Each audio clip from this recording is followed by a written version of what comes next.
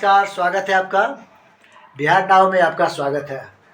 आज हमारे बीच एक टैलेंटेड गर्ल खुशबू हमारे बीच है और बहुत अच्छा प्रदर्शन की है इस टेस्ट परीक्षा में। अभी मैथमेटिक्स में आपका कितना नंबर आया? सबसे पहले आप सभी को मेरा नमस्कार। और सर, आप मेरी इतनी तारीफ़ की है उसके लिए मैं बहुत आभारी हूँ। और मेरी मैथ्स में 99 मार्क्स आई थी आउट ऑफ 100। इसका राज बताइए। 99 अगर आया तो इसका राज क्या, कैसे पढ़ाई करते थे? दर्शकों के लिए टिप्स जाएगा कैसे आप 99 लाए। एक्चुअली मैथ्स के लिए हमेशा की यही रहता है कि आप ज़्यादा से ज़्यादा प्रैक्टिस कीजिए। आप 50 तरीके के सवाल मत लगाइए, लेकिन अगर आप 25 ही लगाते हो तो उसको 2 बार 3 बार अच्छे से कीजिए, ताकि आपको उसका अच्छे से पता चल जाए। और कोई भी नया क्वेश्चन देख के, कोई भी क्वेश्चन जो कि जिसका सिर्फ डेटा चेंज हो, बट आपको देख के तुरंत ट्रिक आ जाएगा, पता चल जाएगा कि वो बनेगा कैसे। मैथ्स के लिए बहुत से बच्चों की ये परेशानी होती है कि मुझे फार्मूलाज याद नहीं रहते हैं। तो उसके लिए क्या है कि आप एक चार्ट पेपर लीजिए, उसमें सारे फार्मूलाज लिखिए, अपने स्टडी टेबल के सामने लगाइए और रोज बस एक बार उसको पूरा पढ़ते चाहिए। तो आपको क्या होगा कि इसे रटने का जरूरत नहीं पड़ेगा फार्मूलाज, और आपको फार्मूलाज याद हो जाएंगे।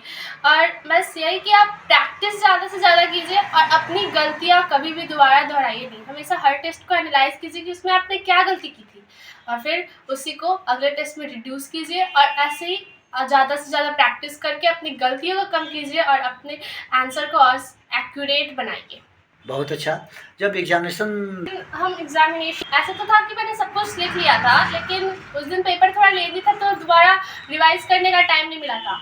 ऐसे तो हमको लग रहा था कि थोड़ा सा कैलकुलेशन एरर हुआ ही होगा। फिर भी बाइक पे बैठे बैठे हमको एक क्वेश्चन आ गया कि जिसमें हम जो किए थे लास्ट में ना, एक डिजिट कुछ तो गड़बड़ हो गया था कि वो गलत चला गया था, और मेरा वहीं से 1 मार्क्स कटा था मैथ्स का। अच्छा, बहुत अच्छा। हम कॉन्फिडेंस था कि हम लगभग उतना मार्क्स ला देंगे। 98 98 तक था। बहुत अच्छा। साइंस में भी आपका 90 कितना है? 98 है। 98 है। तो साइंस का कुछ टिप्स बताइए दर्शकों के लिए, जो बच्चे अगले साल परीक्षा देंगे उनके लिए। साइंस में क्या है कि आप जैसे अब क्वेश्चंस के आंसर्स आप रटने का टाइम गया, अब रटना नहीं होता है।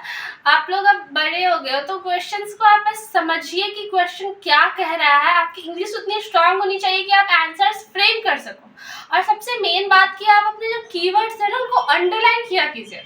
उससे जो एग्जामिनर होते हैं वो आपके कॉपी चेकिंग को एक्स्ट्रा मार्क्स देते हैं आपके कॉपी चेकिंग करते समय।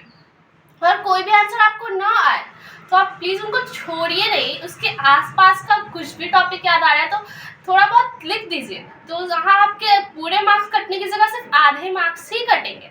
और यही कि थ्योरी को समझिए, विजुलाइज कीजिए, इमेजिन कीजिए। इससे थ्योरी आपके दिमाग में फिट हो जाएगी और आपको अच्छे से अंडरस्टैंडिंग बन जाएगी।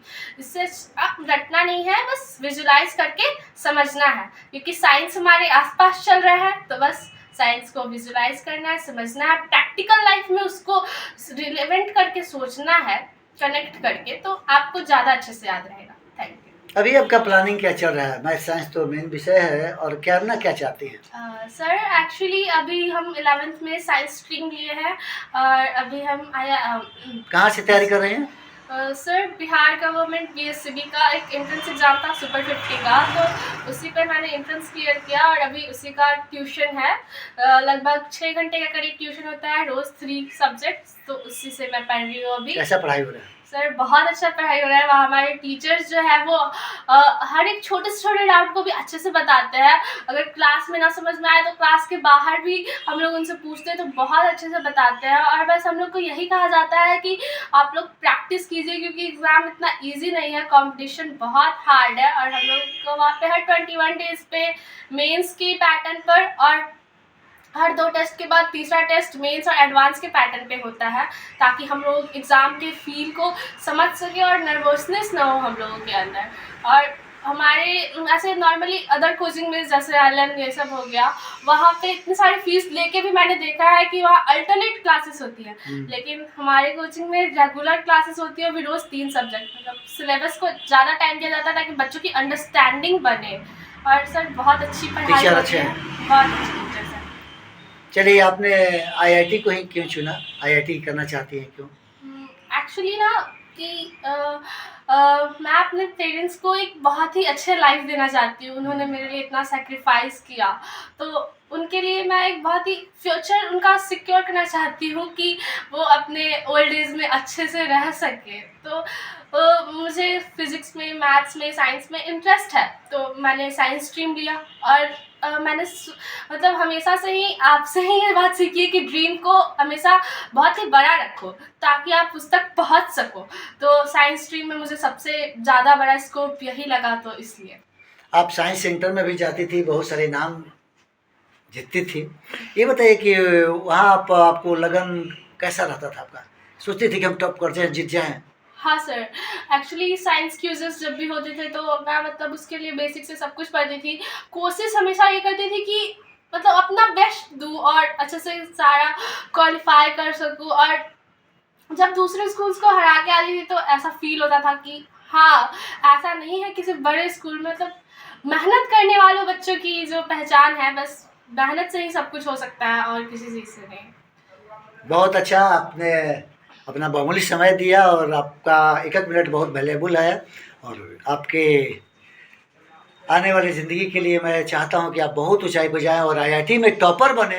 ये मेरा एक ड्रीम है, सपना है कि आप आईआईटी टॉपर, और आपका न्यूज़ हम अखबारों में देखें, टीवी पर देखें। ये हम लोग उम्मीद रखते हैं ना, तो यही हम लोग का उम्मीद है। इस पर आप खड़े रहिए। Thank you so much. Thank you.